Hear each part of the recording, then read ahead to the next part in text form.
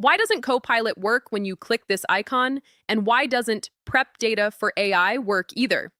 In this video, I'll show you how to fix this, which allows you, as you can see here, to use Copilot. You can even have a report page generated automatically. Ask Copilot to create a report, and it will do it automatically. It's that simple. Here you see the results. It generates cards and charts. You can adjust it manually.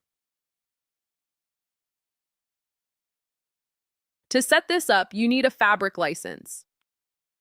You don't have to start with an expensive license right away. Just start small, for example, with F2. You can assign a capacity per workspace, but you can also connect multiple workspaces to the same capacity.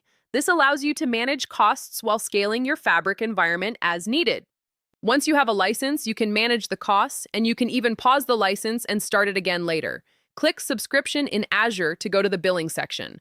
Under Billing Profile, Invoices, you can see all the invoices. Go to the Admin portal to adjust the Copilot settings. You can find these under Tenant settings. There are several options you can enable, so review them carefully to apply the right configuration. To use features like Copilot in the service, the reports need to be stored in a Fabric workspace. So make sure to create a separate Fabric workspace in Power BI. Hover over the diamond icon to see what type of icon it is.